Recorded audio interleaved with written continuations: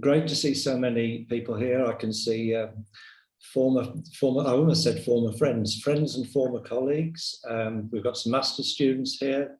Welcome to Kelsey from Toronto and other colleagues as well. I'm going to start by introducing and inviting Professor Melaine Scow, to say a few words, partly as introduction and welcome, but also to remind us of the broader context of this work within Greater Manchester and this seminar series. Mel. Okay, well, thank you, Stephen. Very briefly for me, because I'm just the warm-up act, if you will. But I'm conscious of the fact there are people from different backgrounds and indeed from different places. So we just want to give you the context for all of this. So the discussions over these 3 seminars around what can we do to create partnerships between academic researchers and practitioners, and of course, particularly in this dreadful time of crisis. So this second seminar is about collaborating across borders, and I'll explain that in a moment. We set some agenda for the discussions in the 3 seminars. How can research and researchers contribute to the improvement of education systems during a period of crisis? What are the implications for working relationships between researchers and practitioners? So we're hoping that agenda keeps popping up in our discussion. The focus is going to be on what's going on, particularly in Greater Manchester, as an example. So I just need to say a little bit about Greater Manchester for our visitors. It's not just the city of Manchester, it's the city region, which consists of 10 local authorities that have a very strong partnership that goes back a long time, not just for education, but with regard to economic and social development and so on. It's a population of about 2.8 million people, and I said pounds, 2.8 million people. It's a very diverse population. In the city of Manchester, something like 150 languages are spoken in our schools. Over 60% of Manchester school children are bilingual. So we have this great richness of diversity, but we also have enormous pockets of poverty in the city region. Most of the main pockets of disadvantage are here in Greater Manchester. Now, there's a strong tradition of collaboration in Greater Manchester, but particularly in education. And it goes back, to my knowledge, about 20 years. And during all that period, people from the University of Manchester, what is now called the Manchester Institute of Education, have been very actively involved in all of that. The question of the role of researchers in this kind of work is one we have to keep thinking about, really. Of course, researchers all have their own agendas, their own themes, their own questions, and rightly so. But it's also true that researchers have different stances. And I think that the different stances are quite legitimate. Some people, their traditional stance, if you will, is that they do research on the education system, on schools. And they do that in all sorts of ways, and they collect their evidence and they provide reports to the field, but also to the academic community. The kind of research we're talking about, however, it involves a different stance. The stance is that of working alongside people in the field, teachers in schools, people in local authorities, wider communities and families, working alongside in the belief that we can contribute to that, but also because of the things we're interested in, we think that we can learn from that. So it's a kind of two-way bridge, if you will, of being involved in that sort of work. So over those 20 years, there's been a series of initiatives that have involved schools working together to explore issues around the theme of equity. In other words, how do we create an education system where every child matters and every child matters equally? So that's the theme, is what else can we do to reach the children we're not reaching at the moment?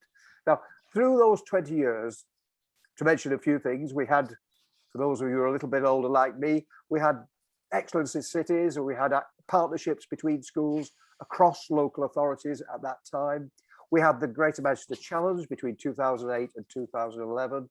And then subsequently, there's been a series of other projects which have been coordinated in the city region, which are very much about moving knowledge around across borders between schools in order to explore what else can be done to reach youngsters we're not reaching.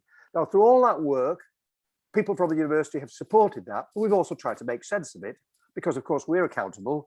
We're accountable. We have our own league tables. We have to publish. We have to show that we are actually producing something from the work that we do. And from that kind of insider research, if you will, done collaboratively, certain things have emerged which have informed this educational recovery strategy, which we're going to talk about this afternoon. First of all, we know that there is still untapped potential within the city region that can be used to take the system forward. So part of this is about making better use of the expertise that's there within our schools. We also know from all of those initiatives over the 20 years that cross-border networking is a means of sharing that expertise and also stimulating conversations to learn from one another. There's something about all of this that we've seen time and time again, that when schools have an opportunity to talk to people from other schools that they don't normally work with, and I'm not saying that's instead of the schools you normally work with, but when schools have a chance to talk to people who they don't really know, it creates a different kind of dialogue. People talk aloud about things that they take for granted. People ask questions, which creates reflection and thinking about, well, what else we could do. So this idea of cross-border collaboration is something that we've seen very powerfully applied in a number of these initiatives over the 20 years. All of this, of course, has to be led, and a strong element of what we're talking about in relation to our strategy here in Greater Manchester is senior people in schools, you're going to meet some of them, taking a lead in creating these kind of learning processes between schools. But of course, it has to be coordinated. It won't happen by chance. And we're very fortunate in Greater Manchester. We've got a Greater Manchester Learning Partnership, and there's a fantastic website. We'll give you the link at the end so you can look at all the materials about this Pathways to Success. And then we have the board that I chair, which brings together senior partners from across the city region to coordinate these efforts. So we now have then in place, and this is what we're going to talk about, an educational recovery strategy, which Stephen's going to put on the screen, I think, which we call Pathways to Success. And briefly, the Pathways to Success is a way of moving knowledge around across the 1,300 schools that are here in the city region. And it's about schools, supporting schools, addressing the challenges and learning from each other about how we can respond to what are really unprecedented new demands that people in schools have been and are facing. So it's about that work that we're going to hear. It's a simple strategy, nothing very complicated. We've avoided putting pressure on anybody because we know the pressure that's already on. Briefly, what we've done is we've asked schools to form trios made up of schools from different local authorities, and inevitably for many of them, particularly the secondary sector, that means schools from different academy trusts, coming together to have very short online meetings to think aloud and share ideas. And the people we're going to hear from have been involved in all of that, and you'll get a flavour of the kind of things it's led to. Stephen. Mel, thank you very much. And so we are going to look at different aspects of the education recovery strategy in the main part of this seminar today. Just a little introduction to that. My colleague, Dr. Paul Armstrong, and I have been leading the Manchester Institute of Education research focus on Pathways to Success.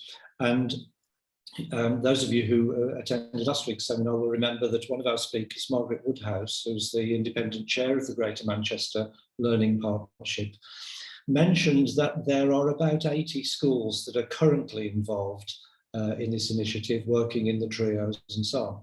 And between late March and early May of this year, Paul and I, between us, spoke to about a quarter of those, the leaders of those schools.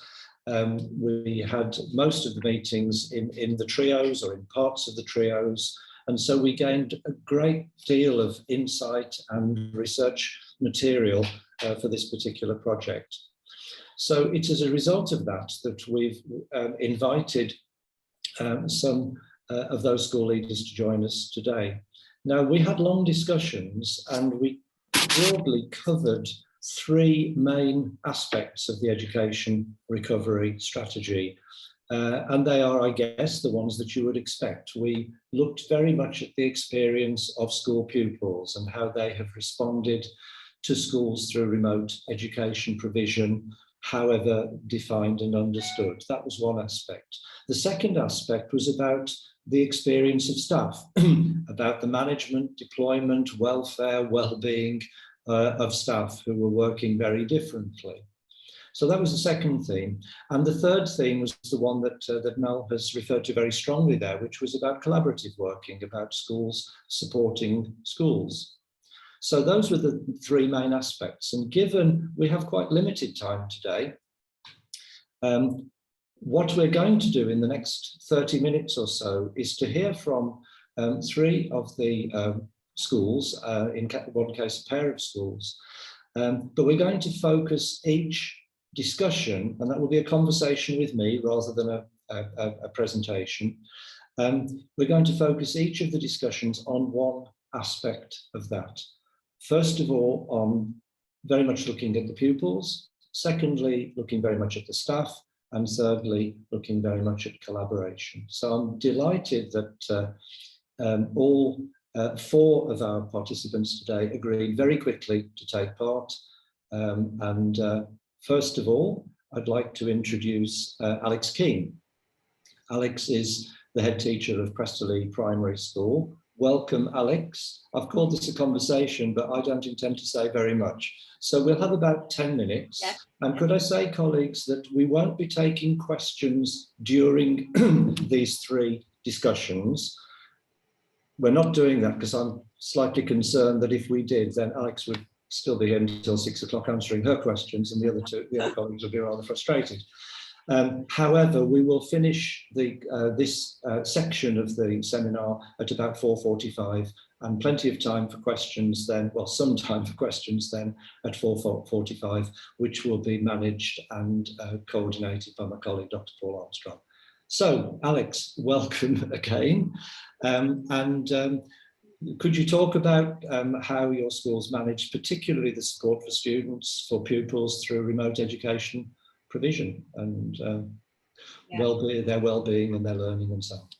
Yeah, absolutely. I think just first to say, just because I might not get the chance later, is that I do feel the collaboration through the Pathways to Success has been really useful, actually, because part of that conversation that we were able to have with leaders from different schools outside of our local authority definitely gave us I suppose the mechanisms for support and dialogue between professionals outside of a competitive nature. We did talk about it last week about how schools sometimes don't want to share what they do that works really well within very close proximity because of the element of competition. But it's not necessarily what I believe is the right thing to do, but it generally feels like that happens. And you know, that opportunity to talk with colleagues certainly gave us the chance to reflect, I think, and look at the impact on pupils within our context, and look at how the approaches we've taken to recovery and the recovery curriculum, focusing on the pupils, it meant we could share really good practice and research that we'd read. So I just want to say that has been a really useful resource for me and something to be a part of. So thank you for that. And again, thank you to the academic researchers. That's very intimidating for me to have you here today listening to me as a leader of a school. But actually, again, it's absolutely great that we've got practitioners and academic researchers together here thinking side by side as leaders, because actually we're on the ground. We can feed a lot of that information into your research, especially as you've not probably been able to get into schools like you might have wanted to. So for us, again, thinking really carefully about the impact of the pandemic on children, especially children as young as 3 to 11-year-olds, which is where we lie in primary school leadership. That's sort of the age range we're looking at here. We had to think really carefully about how we approach the recovery aspect. There's a lot of accountability aspects, and head teachers are steeped in a results culture, and we had to think really carefully about how we responded and what we were actually going to do, what impact this was going to have on our children. And as a school, and this is the group of leaders we were speaking to as well, we had to take a humane approach and think really carefully about the well-being of our children and their development needs during this period of time, to think about how we address recovery. And I think that was something that leaders had to take a step back, rather than be totally concerned, which we absolutely are, of what knowledge they now don't have in maths or in geography because they've missed things, but actually the impact this was going to have on them as humans, and how we approach this recovery aspect So we had to think carefully about our strategy of recovery. And personally, you know, myself and my team just tried to gather as much information from parents about what impact this was having on their children. So before we thought about the remote education aspect and the provision we were providing for the learning, we had to think about other aspects of school life that were affecting our children. And one of the big challenges, you know, which all schools would have been facing is, what is that impact going to look like on their social, emotional and mental health? And we only could find this out, especially when we couldn't see the children if they weren't in school attending as a vulnerable child. We could only find this out through asking the parents and keeping that line of communication really open about the impact it was having. And it certainly was that it was having an emotional impact on the children. And I think that's what, you know, Stephen asked me to speak particularly about pupils' well-being, because it was something that we had to look really carefully at, because as we know, that human connection is where the growth of the brain and the development takes place. And without that connection they weren't having with their peers and the social interactions, it was affecting their ability to concentrate and learn, whether it be in the home. So we had to look really carefully how we could support parents in the home environment to establish a learning environment within their own homes. So we had to look at that. But what we did as a school is we used the research, I don't know if you're aware of it, called, it was a think piece written by Barry and Matthew Carpenter about loss and life of our children and in schools. And we looked really carefully at the analysis of loss and anxiety on pupils. And actually what we were seeing in schools and what we were hearing from parents is that they were experiencing a loss, and the behaviours they were showing were replicating aspects of bereavement in some of their in their manner, you know, in the behaviours in the home. So things they were talking about. And I said to Stephen, I had a 5-year-old child. The parent phoned me up and say, look, that, you know, they're talking about death all of the time, asking if they're going to die, asking if everybody else is going to die, not sleeping. And they seemed depressed and they were concerned about the mental well-being. This particular child didn't have any siblings, so the social interaction with peers and children of his own age was really limited, and it was a very heavy adult environment. There was a grandparent, but two parents in this house. So we had to think really carefully about what approach, and we used that research to ensure that we were looking more so at the social aspect of, you know, children, and every parent was saying they just missed the friends. At primary school level, it was they missed the friends and the social aspect of school. Parents were not, you know, pushing concerns around lack of maths and English. They were looking at the social interaction there, and they were noticing that their children weren't responding very well to this loss of that social interaction. And we saw other challenges with that, in that older children in primary school had social interaction a lot more online with their peers. So that was a challenge. And, you know, behaviours that came back into the school were formed around relationships that weren't potentially relationships that they would have developed if they would have been attending school every day. They were starting to find it very difficult to either negotiate or to think about consequences of actions. They were definitely speaking to each other in a different way than they had been before, because of the, as you know, when where you communicate over an online or a telephone or an iPad is very different. So we were seeing, you know, our youngest children developmentally, socially, emotionally delayed, and that was affecting their learning when they came back. Definitely were not ready in that sense. They'd missed the nursery year to address learning those key skills of learning to read and write. So we thought carefully, using this think piece about the recovery curriculum and what we would provide for the children. We put a lot of CPD, professional development in around what loss looks like, what bereavement looks like. How can we spot these? How can we work with the parents to spot these signs of social, emotional, mental health needs developing? And we very quickly had to skill up as a team of staff, whilst also managing the pandemic in our own lives, because we were all affected by it. So, you know, we had to think carefully about what this curriculum looked like. So we went down a route of establishing relationships, re-establishing relationships with the children, re-establishing their relationships with each other.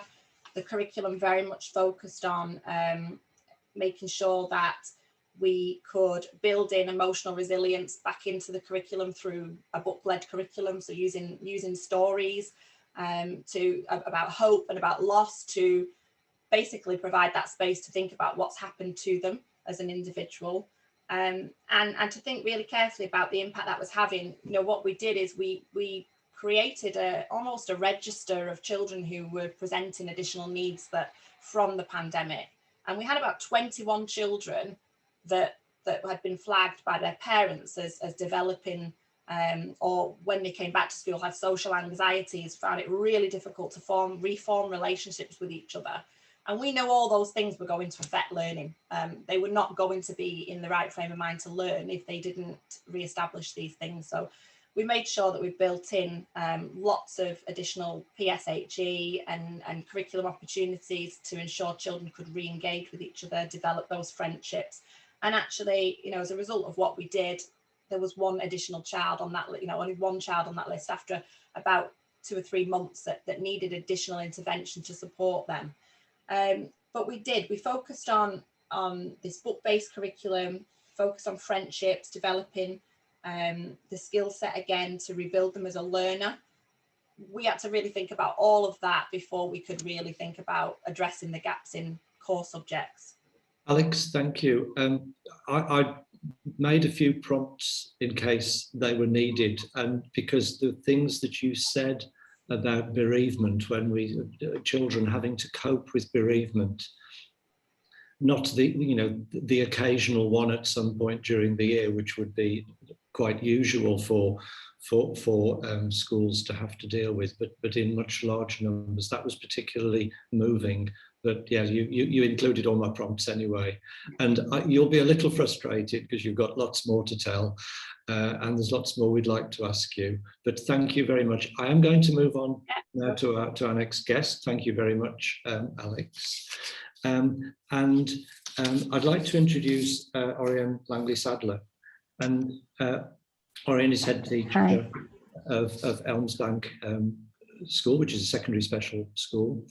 And again, Oriane has lots to tell, but Oriane, if you could talk about the way in which you supported your staff, their well-being, their welfare, their deployment, and if you're prepared to talk about it, your own as head teacher, because that's a significant issue during the pandemic as well. Over to you. Oh, thank you, Stephen. And can I just thank Alex for your input there? I think that was really insightful and actually quite moving. But I also wanted to reiterate thanks for this whole programme, because like Alex, you know, we've gained so much from that and really welcome being part of the Pathways to Success. So thank you. I think maybe if I start with your last question, Stephen, in terms of how I managed my own well-being, and that was through actually suspending kind of any thought about that, actually. When the pandemic hit, my first and foremost priority were my students and then my staff. Because a lot of what Alex has said in terms of, I knew that our well-being throughout this was paramount, and to have students who will be well adjusted the other side of the pandemic, and also to have the staff with all their anxieties and all their stresses managed appropriately. We wouldn't have been successful with our students if I hadn't have managed the staff well-being how we did. And so I was really passionate to start with. There was lots of discussion in the educational world, there still is, about trying to maintain checks and balances on everything, and that we should continue as normal. And for me, that felt a bit like the emperor's new clothes, because how on earth could we do all of that when we were actually in a pandemic, and all these structures that we rely on to provide for our children had basically disappeared overnight. And not only just educationally, the structures that our students rely on heavily, but all their respite services, their health services disappeared overnight because everybody stopped working, but we were obviously still there. And I think the biggest thing for me, for both staff and students, was we gained the mantra of happy and safe, because I wanted to get that message over to our staff, it was okay to let some of these things go. We made management decisions really early on. We weren't going to be going down the route of book scrutinies and lesson observations and all those checks and balances, because actually what we needed to be doing is putting our energy into developing a remote learning package that would be really bespoke for our children. We have children who have really complex medical needs, as well as complex autism, all the way through to severe and moderate learning difficulties. And so we needed to, it wasn't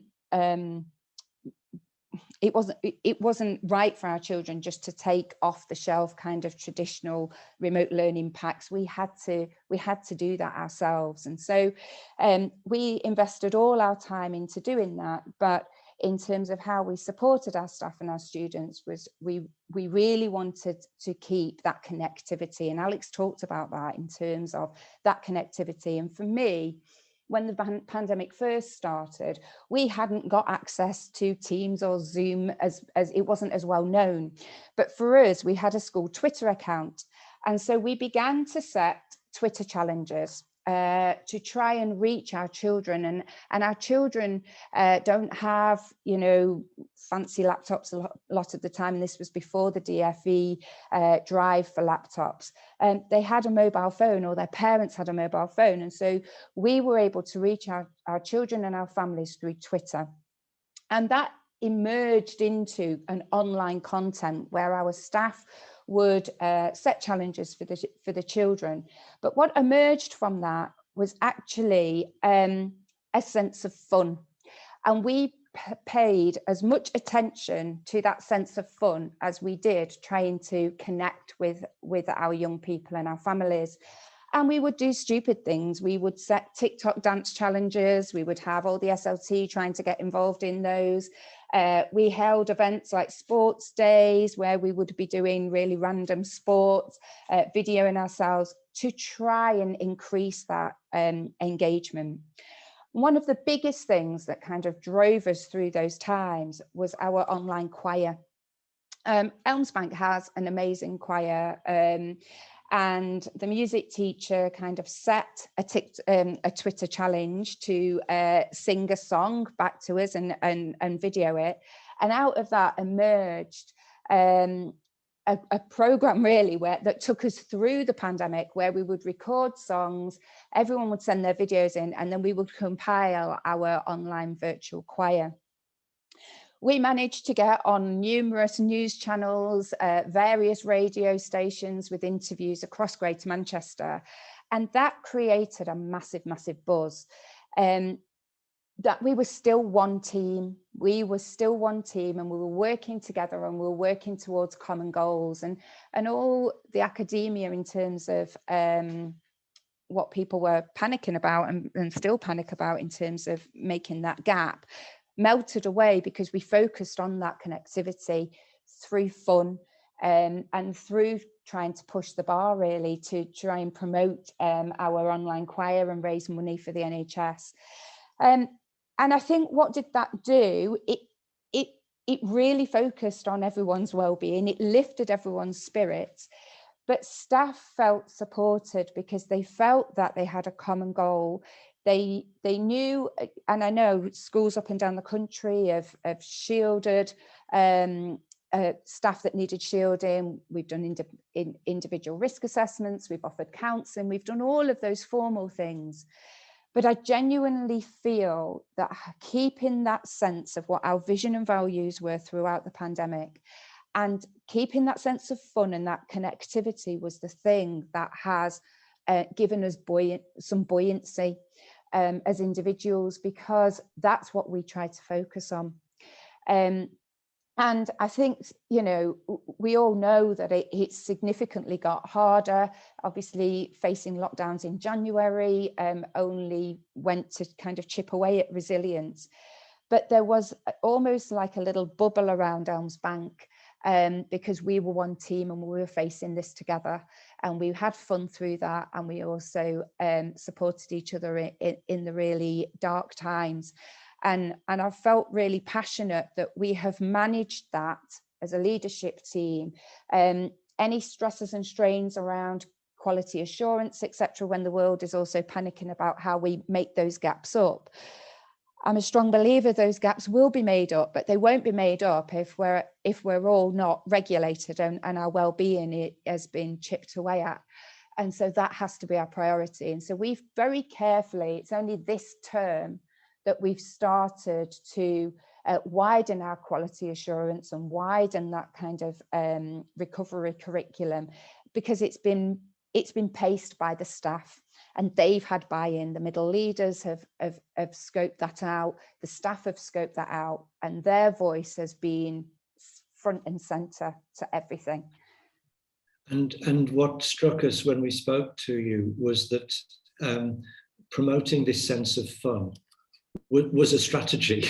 It didn't just happen, and you were absorbing. So you were absorbing a lot of the pressures yourself and your most senior colleagues in order to create this expectation or opportunity for some enjoyment to come out of a really difficult situation for the pupils as well, but particularly for the staff. Orion, thank you so much for that. That's and again, I feel quite apologetic moving on because of course there's lots more to say, but thank you very much for your contribution. Thank you, Stephen. The third thing we're moving to now is that of collaboration, and obviously it would be inappropriate to have collaboration with just one person speaking. So I'm delighted that we have both Neil and Jamie with us today. Neil Johnson from Levenshulme High School for Girls and Jamie Barker from the Derby High School.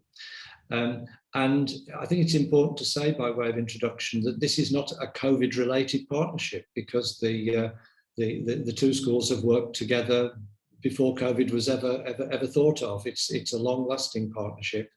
There are other schools involved in the trio. In fact, I think this might be a trio of 4 schools now. I'm not quite sure how that happened. But anyway, I'm delighted to welcome Neil and Jamie, both from secondary schools. I'll go to Neil first, but really I'll let you introduce each other and cue each other in as you wish. So over to you first, Neil. Thank you. Okay, good afternoon, everybody. It's an absolute joy to be able to speak with you, and thank you to Orion and Alex just for those brilliant descriptions. And I think that's just captured for me exactly what this is all about. And it was just listening to Orion talk then that I was reminded around our own pace of QA and how almost mirroring yours, but without even knowing that you were doing that.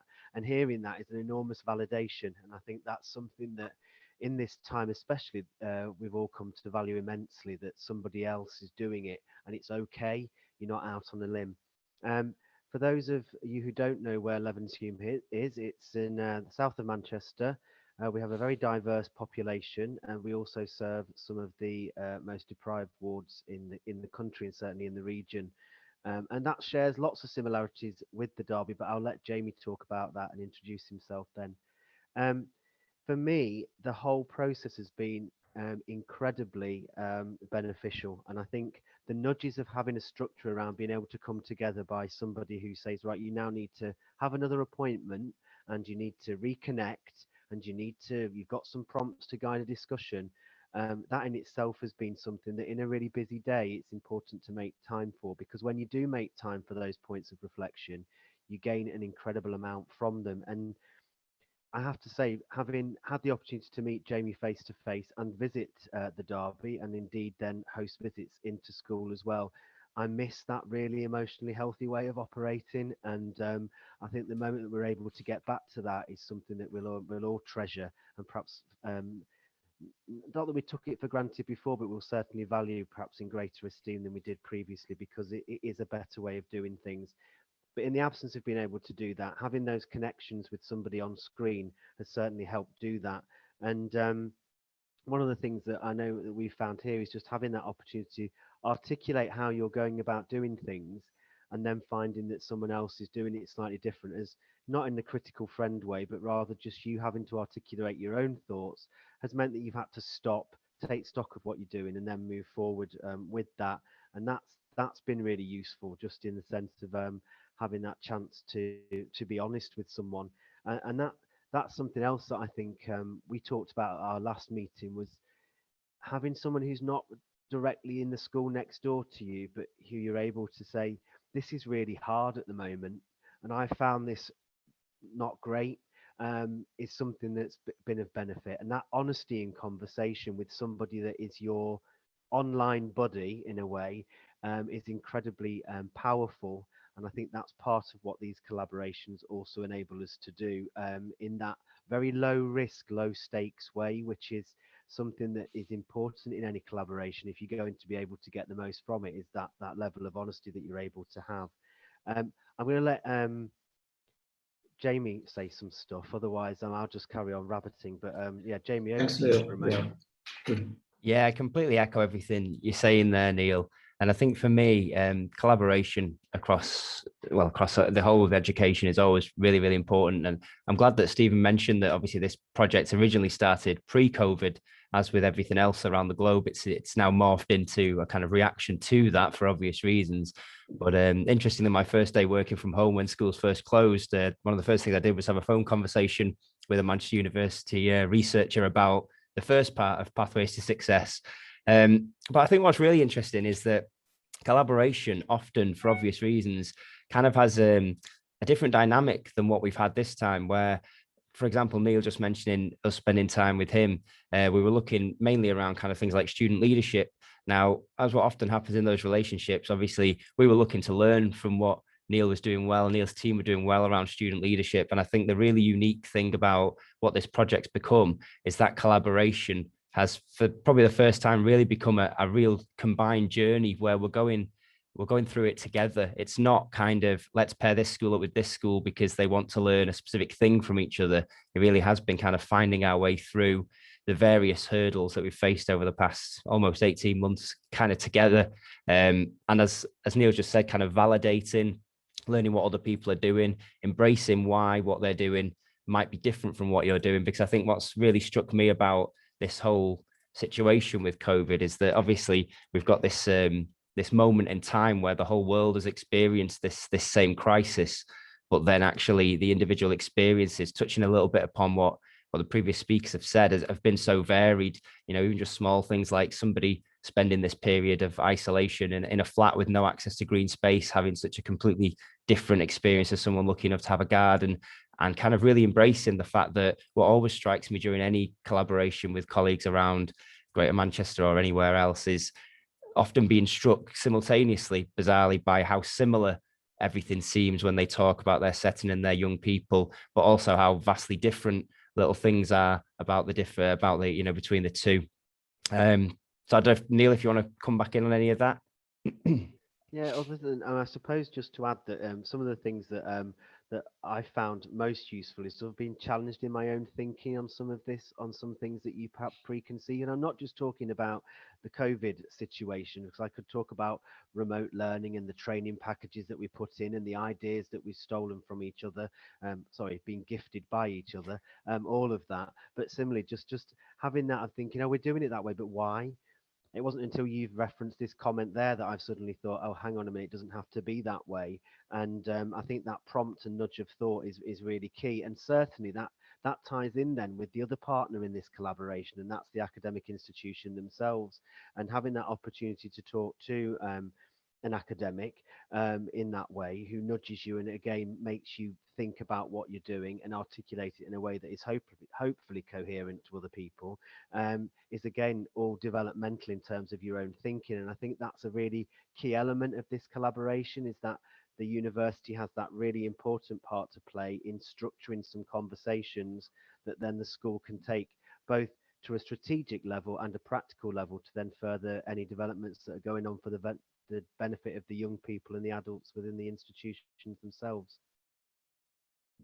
I think as well, what this process has really shown me, it was reminding me of, again, just the relentless resilience that those in the education profession show, from school leaders to teachers to the academics that Neil's referring to there, because these situations, these meetings could easily have become just a forum for moaning, a forum for complaining about another hurdle being put in our way, a moment to moan about misrepresentation in the media of what teachers are facing. But instead, every meeting that we've had, no matter who's been there, because our trio has chopped and changed a little bit apart from myself and Neil, they've always felt, like really positive experiences And people keep using the words emotion, the word connection, and it's really, really true. I think that occasionally, with education, it can sometimes feel, particularly when you're collaborating with, as Neil said, schools nearby, with education being set up as a bit of a zero-sum game, it can sometimes feel almost, although you're being collegiate, there's almost an element of competition, whereas this has been a moment to truly connect with people around Greater Manchester and really just learn from each other, not just as professionals, but also as people as well. And, the elements of resilience and the elements of leadership that various people I've met along this journey have shown, and learning from that as well, which I think has been really valuable. Jamie, Neil, thank you so much. And as I thanked Orion and Alex, actually your work is probably not quite yet done, because the chat has been very lively, as you may be aware. And I have a feeling we may have several questions for you. We have about 15 minutes left now for questions. But from me, thank you all very much. I'd like to introduce my colleague, Dr. Paul Armstrong, who Paul and I have worked closely on this project. Paul, Senior Lecturer at the Manchester Institute of Education, and Paul is going to lead us into the question and answer session. You've given him quite a task, it seems to me. Over to you, Paul. Thanks, Stephen. And can I just again thank all 4 of our practitioner colleagues for their time today, and for some fantastic stories and really sort of honest and open accounts of their professional experiences over the last 18 months. There was no dress rehearsal for this. We simply told them to turn up. We'll ask them some questions, and they've performed exemplary on the day. So massive thanks for that. I'm hoping I won't have to say too much here, because there has been a lot of discussion in the chat. Has anyone got any questions they'd like to ask before I go to the chat? There's a few that have been in there, but if anyone wants to raise their hand or even just speak up and ask any of our speakers a question, they'd be more than happy to address that. So would anyone like to come forward?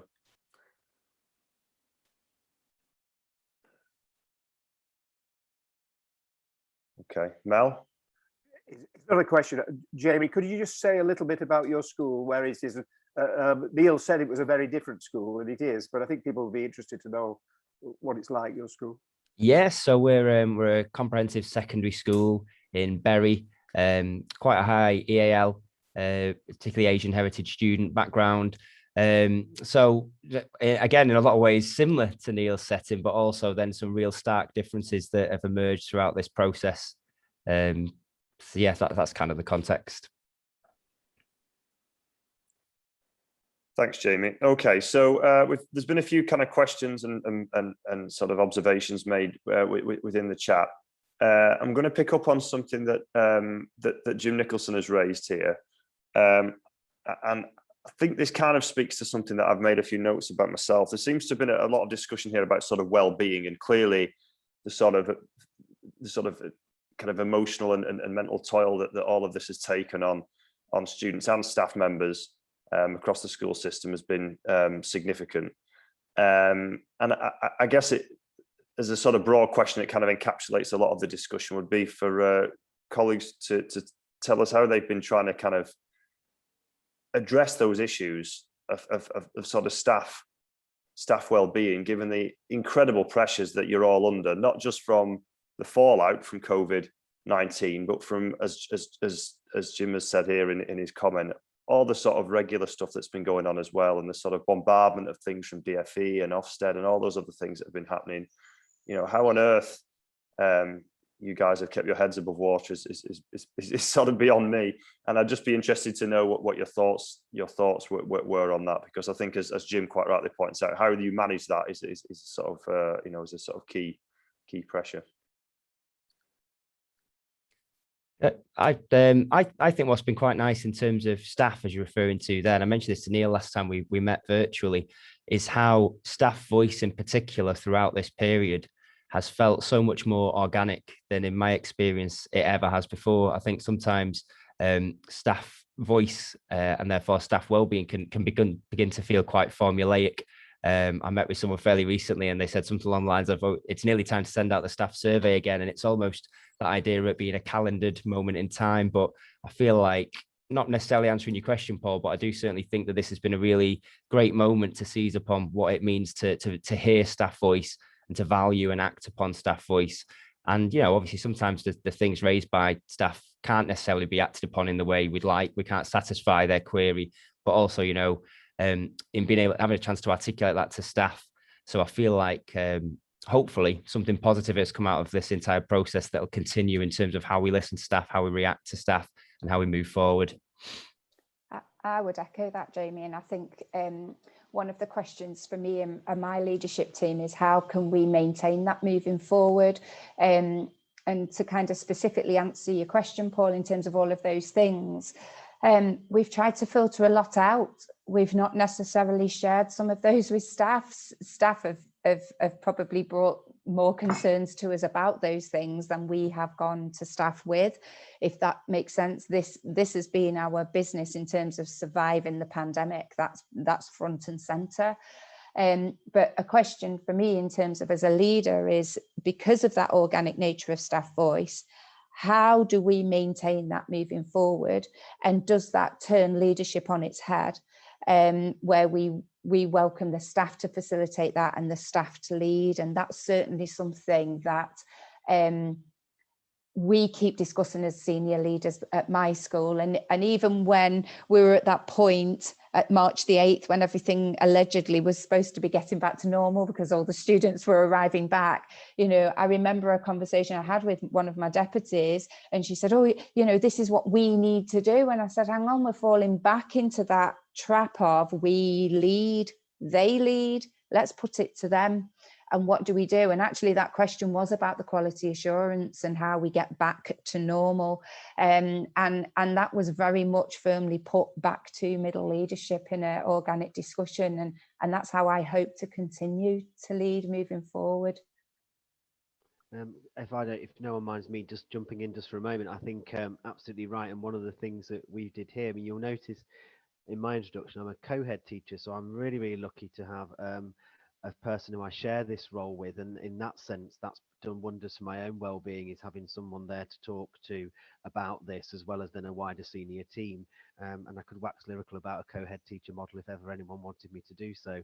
I won't now. However, in terms of wider staff well-being, that encouraging that sense of voice from staff has been key, just the same as it has been in the other schools, and staff have been great in helping move that change forward. They spot things, they see things from a different angle. They're the ones who are living and breathing some of the practical arrangements that you've put in place, and so it's only right that they've had a really good hold on and input into how that has perhaps manifested itself. And when that phrase, the door is always open, actually becomes a living, breathing reality, and at any time people are just sort of there, sometimes knocking, sometimes just wandering in, that's all great because the conversations are really useful, and that's helped open up those dialogues and support staff.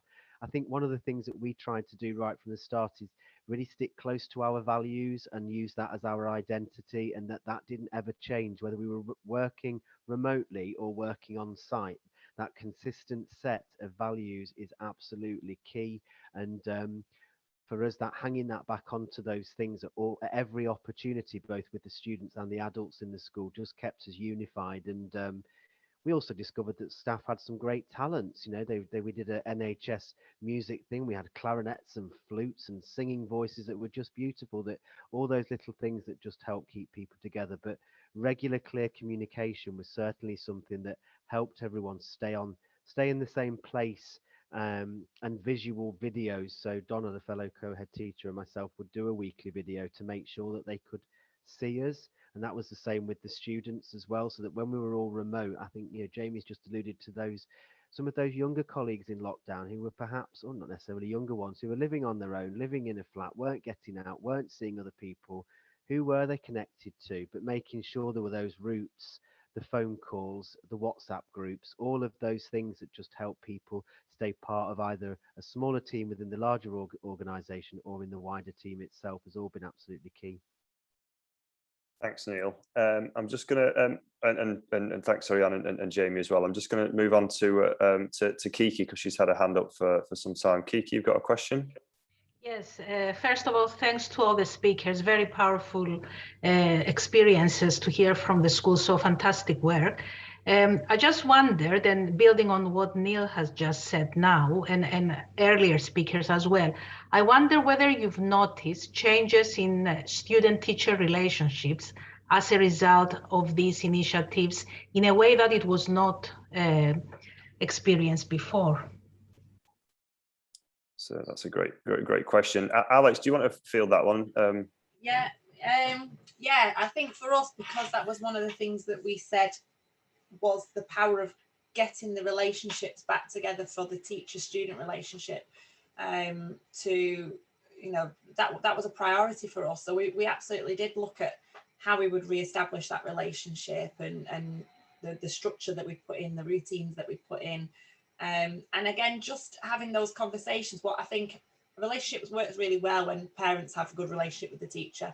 And I think it gave us opportunity to speak and communicate more with parents, because we were having phone calls at least twice a week to parents before we set up all the Google Classroom and all the rest of it, because a bit like Orion, we didn't have those skill set to set that up at the beginning. So our way of communicating with parents, and actually we structured how we wanted those conversations to go, to build relationships between school and the parent, and that actually supported the relationship with the child when coming back, because again, that parent would hang around a little bit more and speak to the teacher about things and carry that relationship on and that communication on that had developed quite closely, and the children can see that relationship is more positive. And I do find that when the relationship is positive between the parent and the teacher, and the parent has respect for the teacher and the work that they're doing, that they communicate with their child about, actually, your teacher's a really good teacher, isn't she, or he, and actually they value them more.